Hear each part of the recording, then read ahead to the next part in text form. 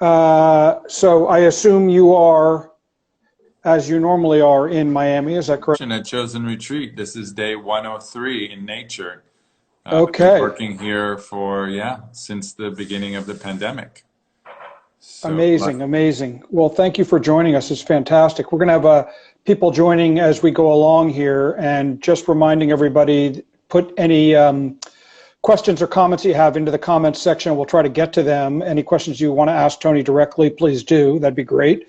And so, Tony, we had you on a Zoom sort of panel call. I guess it's must have been a month and a half or 2 months ago at this point. It's amazing how that long stuff. Ago? Wow. Yeah, it seems like time flies. And at that time, I was very happy to have you on then. And then we also discovered we had some people in common in sort of business and so forth. So I just thought it'd be very interesting to have you back on this IG Live type of a session so we can learn a little bit more about you and what you guys are doing. And I think it's more recent, and you have to correct me if I'm wrong, but I think it's more recently you've gotten into hospitality with ChoZen Retreat, which we want to delve into.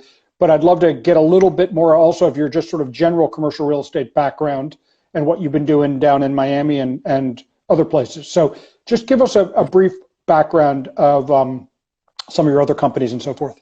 Sure. Thank you. It's a pleasure to be here on your Indie Congress live program on Instagram. This is a new experience for me, so I'm enjoying it. Cool. Learning new stuff every day. Thank you, Andrew, for having me. It's a privilege. I was born in an intentional interfaith community started by my grandmother in 1976, and which is actually next door to ChoZen Retreat. So that's why I'm here. That's the reason for me acquiring this property and being here. And then I actually studied abroad after a brief stint at Northwestern University in Chicago. I studied abroad in Argentina, and after 6 months, I fell in love with South America and with my friends and the environment. And I actually, basically moved to Argentina and got a flat with my friends from all over the world. And my grandmother was not happy about that. Like every Jewish grandmother, she wanted me to be a doctor or a lawyer. And, wanted me to have, a respectable education. And so basically she cut me off financially, which has turned out to be the best thing that ever happened to me. And I went looking for a job, and I stumbled upon this place in Buenos Aires in 1998, which was kind of the heyday in Buenos Aires at the time. And, I was hired on the spot at this place called Bar Danzón, which was one of the hot spots in Buenos Aires at that time. It was a resto lounge kind of hybrid environment. And I was 19 years old, and that was where my hospitality career started. And it took me all over the world. When I came back to Miami, I actually became a nightlife promoter in the late 90s. And I was the director and VIP director of Crowbar nightclub, which was one of the largest nightclubs in the United States and one of the most well-known. And so I did that for a while until in early 2000s, I got my real estate license and started working on the creative neighborhoods of Wynwood, Buena Vista, Little Haiti, and Miami, and started interacting and engaging with the creative class and investing in those areas. And I was one of the early pioneers of the Wynwood Arts District, which many people may be familiar with in Miami. And that was how I started my real estate career, is really working with the creative class. And then, I saw kind of how Instagram really catapulted, those images of people in front of street art, outside of buildings, and how that really created a very unique sense of place and exciting place for people to come to. And so it was that intersection of technology and new media that really kind of gave me my aha moment. And when that happened, that kind of led me to my pursuit of creating innovation districts and arts districts. And then I started assembling the Little Haiti Magic City Innovation District in Little Haiti, which is now 18 acres assembled in the really exciting and culturally rich district of Little Haiti in Miami. And it's a large-scale mixed-use project of the future, essentially a city of the future concept that hopes to be resilient and equitable and sustainable and incorporate kind of the 4 pillars of the project that we created, which is all around health and wellness, and is all around innovation and technology, art, culture, and entertainment, and technology and innovation. So it's and sustainability and resilience. And so that is one of my hallmark real estate projects. And, my real estate company, Metro One, is celebrating 15 years of shaping neighborhoods in South Florida. And It's amazing. we're now moving into Little Haiti, the original neighborhood that I made my It's first amazing. investment into, the same building that we bought originally, our first Oh, investment. that's fantastic. So, this has nothing to do with hospitality, but because you have such an interesting story, just background, and you've done some amazingly interesting things. But I think it's funny because you mentioned this, I think, on the Zoom call, but your last name is Cho, but you're not Asian, you're Jewish, and you grew up on a commune. You're like this sort of international stew just in one person, aren't you? Yeah, I wouldn't classify myself as Jewish, although I did have a bar mitzvah that my grandmother gave me. I'm more spiritual, but I Okay. embrace and respect all religious paths and all people's sovereignty and whatever, resonates with them, and whether they Yeah. believe in a higher power or not, or just in nature, which is really kind of the essence of our retreat center, is really the way of nature, Shintoism. And but I've studied a lot of different religions and different philosophies, and I have a Hindu name, Vajra Hanuman, which is the lightning bolt of the service god, monkey god Hanuman in the Ramayana, which is like the Hindu Bible. And when I was 2, I was adopted by my grandmother, who was the spiritual leader of this commune, this ashram. And when I was 2, she remarried a Korean martial arts master named Master Susei Cho, who is credited with bringing international style Taekwondo to the United States. They started a company together called Ma Cho Products. Her name was Ma, last name was Cho, and it manufactured protective gear right here in Sebastian. And it was a really, amazing. I didn't even know I was adopted until I was about 10 years old, because I lived in pretty much this utopian commune bubble where she was doing same-sex unions and interracial marriages in the 70s. And, the KKK was demonstrating on our lawns because this was a very progressive thing to do in the 70s in Central Florida, as you can imagine. Well, you didn't, I'm sure as you grew up, there was no lack of excitement. There was probably something going on there every day, it sounds like to me. It's amazing. Super cool. So let's talk about ChoZen Retreat and what you've come up with there. And obviously, you opened pretty much, I think you opened during the pandemic, is that correct? Or a little bit before?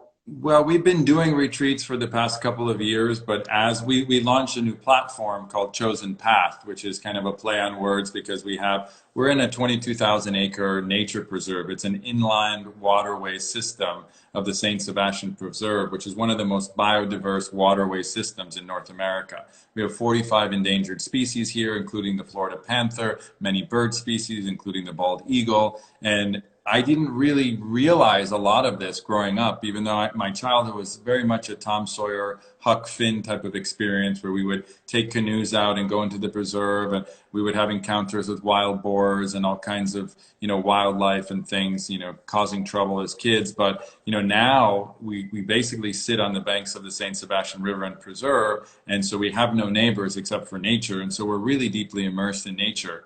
And we really just bought this property to be close to my community when my grandmother had passed away, and I wanted to be here to help support my community. And then we started bringing groups of people here, thought leaders and change makers and different interesting people to really come together, reconnect with themselves, reconnect with nature in a very soft way that wasn't, had any agenda or any particular lineage or path. It was just to really commune with aligned and conscious and intentional people.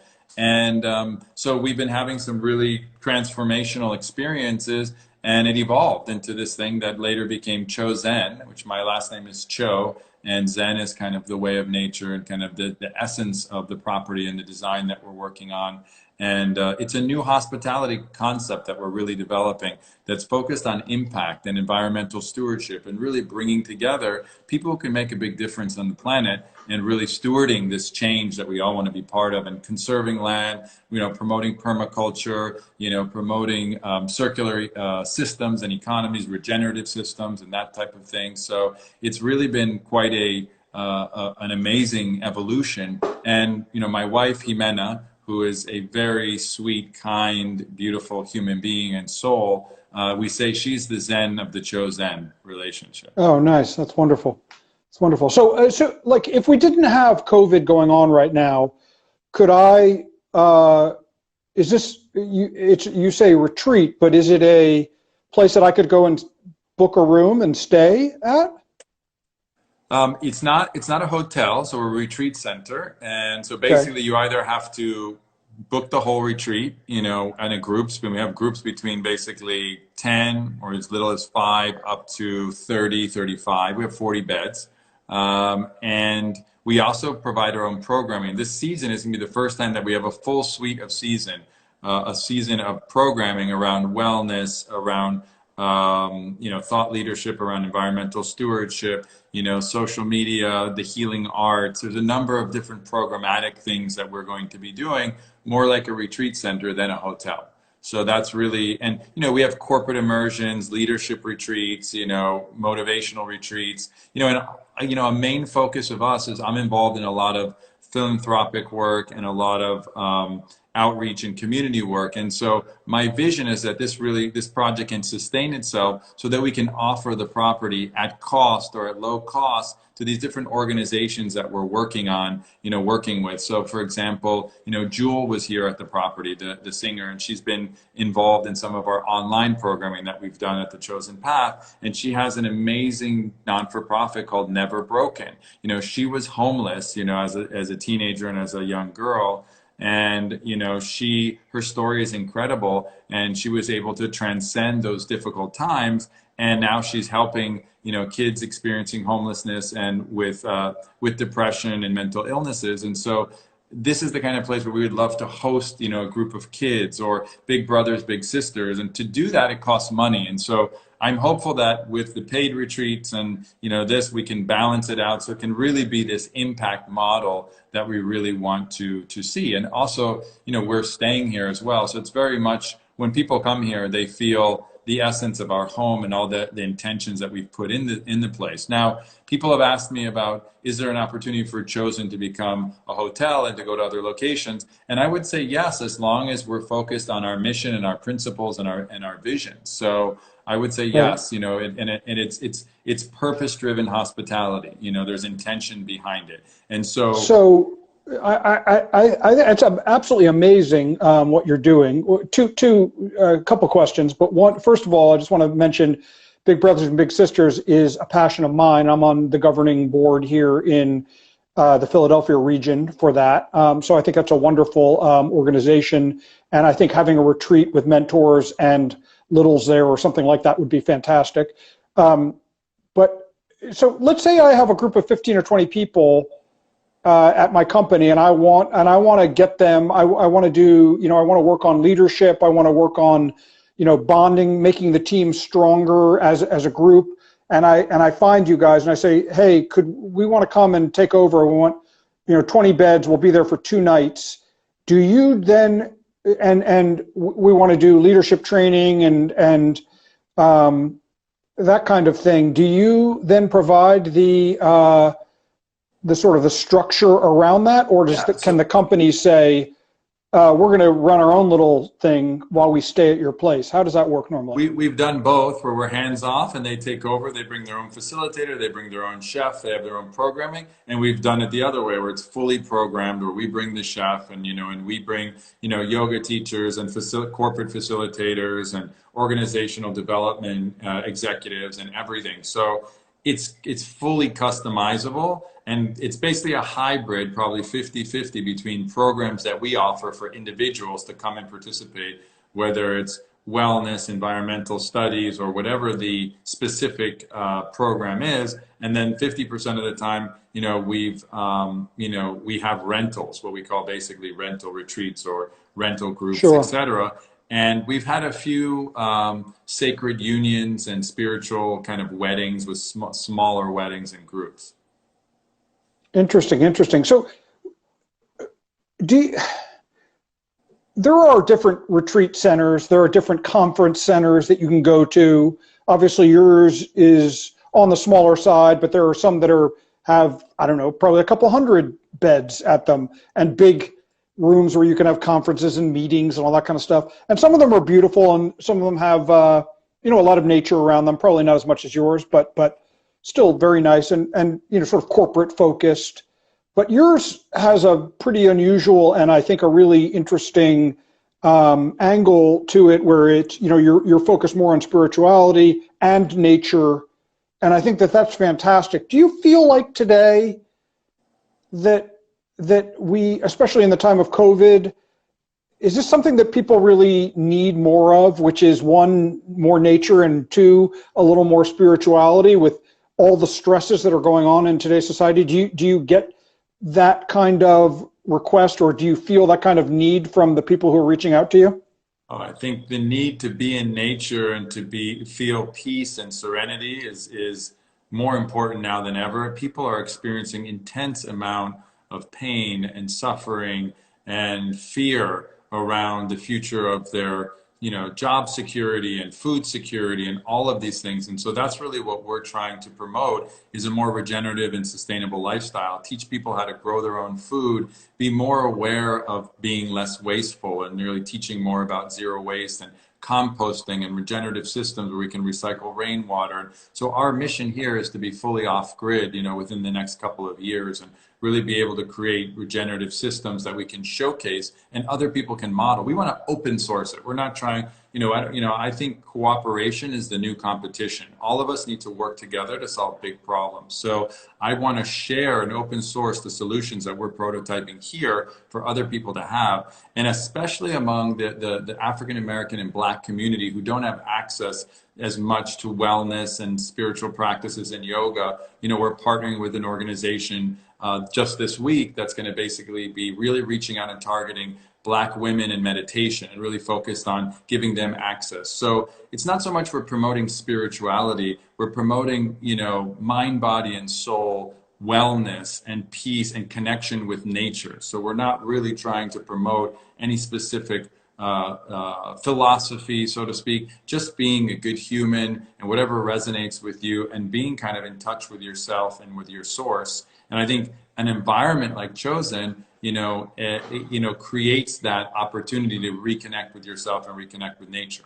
And so I think smaller retreats are actually more pandemic resilient. We have 4 different geodesic domes. We have 7 glamping tents. So people can stay, socially distanced. We're going to have an open off-grid kitchen, in a safari camp site, essentially, where you can be distant and have smaller groups. So our groups are going to be smaller this year. We're implementing protocols for all of our group where people, do health checks and testing before they come. And so I think that's really kind of the way forward. But most of our activities, especially during the winter, are outside, where the weather is absolutely beautiful. So I think that's really an interesting option. And I think being small is actually an advantage today, because large groups of people, are not it's hard encouraged, or it's harder. Yeah, and I totally agree with that. There's more potency with smaller groups. There's more intimacy. And so I think our ideal groups are going to be between basically 5 and 15 people. And, we want to provide a first class experience, but a first-class conscious experience. I think consciousness is the new luxury. It's not about expensive, wasteful products. It's not about, all the name brands. It's actually supporting brands that are responsible, that are regenerative, and really using your dollar to help, further the mission of being environmentally conscious, socially conscious, and really being mindful of what's going on around you and not contributing to the problem. And I think that's been my own process, being here for 103 days. Previous to COVID, I was only here 10 days consecutively. And I said, wait a second, what am I doing? why am I on this hamster wheel where I'm running around doing this for what? Like, where is my joy? Where am I going to find my center? And it's really, you know, a lot of it is in nature, whether it's in a city where you can bring nature through parks or green space or even green walls or green roofs or what have you. It's about connecting with nature. I think that nature is kind of my spirituality, if you will. That's wonderful. So we only have a couple more minutes. So I just want to throw out for everybody who's on, if anybody is interested in asking Tony a question, please put it in the comments. Tony, for you, let's talk about just, you already talked a little bit about environmental sustainability and for your project. What are you guys doing at ChoZen Retreat that keeps you guys sustainable as far as energy, plastic use, water, that kind of thing? Because I think that the hospitality industry, both hotels and restaurants, really need more of that kind of environmental sustainability today. So tell us what you're doing on those fronts so that maybe some people can take that back to their projects as well. So we have no plastic. We have an anti-plastic policy here on site. We compost all of our organic matter. We are growing, you know, our own fruits and vegetables and herbs here in a partnership with Sustainable Kashi, which has been wonderful. We just harvested our pineapples yesterday. We have mangoes. We've got all kinds of, we have cassava. And so we try to really incorporate, you know, food from the garden into our offering because it connects people with the earth. And it shows people that you can't just press in, you know, Uber Eats and get food to your door without knowing kind of what was the process? What was the environmental footprint to get that food right to your door? And really, is it necessary? What was the packaging? You know, we're all ordering things from Amazon, et cetera, et cetera. So I think that's composting and permaculture, which is, you know, sustainable organic farming practices, which a lot of people are starting to go back to now and, you know, focus on food security, I think is really important. So that's going to be kind of a fundamental cornerstone of our educational component here. And then regenerative system, water reclamation systems, alternative energy, solar, geothermal, all different types of solutions that we're actually prototyping and we're designing right now. We bought the house as an existing home, so it didn't have a lot of those solutions in them, but now we're in the process of, we have an engineering firm and sustainability consultants, and really our objective is to be fully off-grid net zero within the next couple of years as we make additions and we do stuff. And our goal by this season is to have basically our campsite, our glamping campsite, off grid. So we're looking at a 10 to 20K solar array. You know, we're looking at a rainwater reclamation system with cisterns. We have composting toilets everywhere. We have two different types. We have Clivus Molstrom. You know, we've got Envirolets, which are more of kind of like the high-end version that, you know, you can basically press a button, it's electric, and it separates your pee and your caca, and it basically dehydrates the caca and pulverizes, and then you can use it as fertilizer. So I think just being part of that cycle of life and witnessing that, I think connects us all with reality in the process. So I think that's you know, we hope to be a demonstration project. You know, again, we're not a big facility, so we can't host the masses, you know, but in partnership with other retreat centers and Kashi next door, we can have larger groups. You know, they have 40 beds, we have 40 beds, we can do 80 beds, and, you know, we can have places where people can camp and bring Airstreams and other things. So we can have larger groups when, you know, it's responsible to do that again, as we have done in the past. But really, it's about, you know, educating ourselves first, learning these things, and then open sourcing them and sharing them so other people can emulate and we can really kind of spread these solutions. And I think hospitality, restaurants, hotels, nightclubs, bars are very unconscious, very wasteful. There's a lot of food that's wasteful. And I think what happens is also at the policy level, you know, supermarkets throw away 30 to 50% of their products that are, you know, only a couple days old, or they're a little bit brown. And, you know, there's so many people, 1 billion people that go to bed hungry every single night. So all of these things there's so many political barriers to getting things done that we just need to start thinking smarter about the way that we live and operate. And I think hospitality plays a big role. And I think regardless of COVID and the pandemic, hospitality is here to stay. People want to be entertained. They want to enjoy themselves. There will just be a new way that we engage and that we socialize more distance, more responsibly outside, a lot more outdoor engagement, I'm starting to see. And that's what we have here. That's what we offer. And, whether it's in the city, in our projects in, Magic City, we have this place called Base Camp where you can be outside and, under the stars in the city, or at ChoZen Retreat, people want to connect with nature, and that's really our mission. It's amazing, amazing. Before we go, last thing I'd like to ask you is, this has been a pretty stressful time for a lot of people, and obviously, you might be, you personally are in a very sort of tranquil, beautiful location right now. Some people are not. Some people are in the middle of cities. Some people are in suburbs, but still just, stuck in their homes. And I think one thing that human beings have a really hard time with, unless you actively work on it, is being unsure or unsteady about what will happen. That kind of, people like their routines and they like knowing what's going to happen in the future. And right now it's very hard to sort of see, what's going to take, how are we going to change, what's going to happen going forward with work, with family. How are you keeping a positive mental attitude right now? What could you suggest to the folks who are listening to do that? Yes, I fully recognize that I am among the minority that's in a very blessed position during this challenging time in nature with my wife, and not everybody has this. And what this has done for us is really inspired us to help as many people as we can. So we launched 2 foundations. One, the M1 Community Foundation, that's helping small businesses in Little Haiti, and then we launched our Cho Family Foundation that we do a lot of work through ChoZen, which we supported Jules' organization, Never Broken, Amazon Watch. So I just wake up every morning to, and feeling so inspired to try to, to help as many people as I can in the most, productive and impactful way that I can. So I feel like, the last downturn was really challenging for me. I was losing my house to foreclosure. I had other commercial buildings. I had no rent. I just opened a business. And so I went through a very different experience in the last downturn than this one.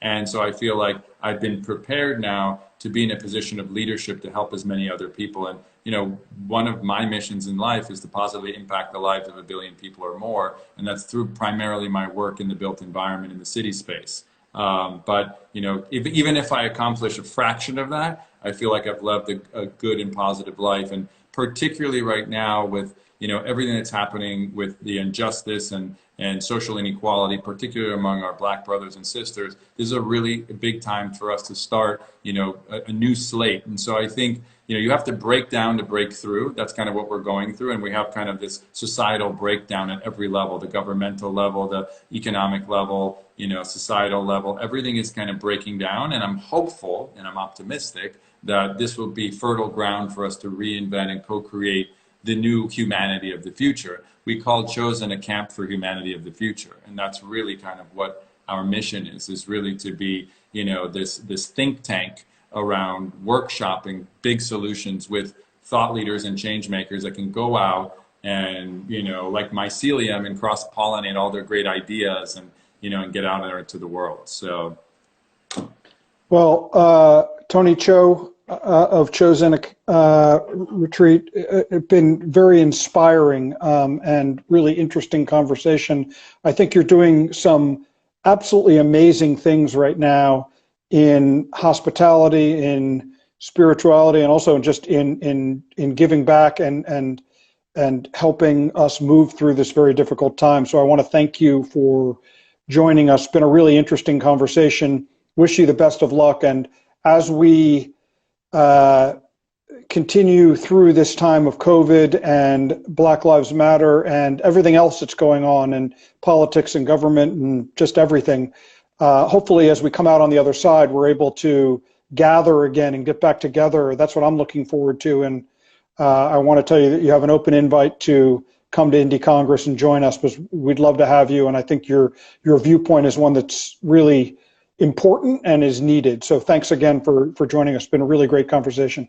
Thank you. It's been my pleasure. And likewise, I extend the invitation for you to come down to ChoZen Retreat. And thanks. You will. You better watch out. I may show up there one day. So. More We'll than see. welcome. Thank you so much. I appreciate Look it. forward to it. Thank you. Take care. All right. Thanks everybody for joining us. Take care. Bye-bye.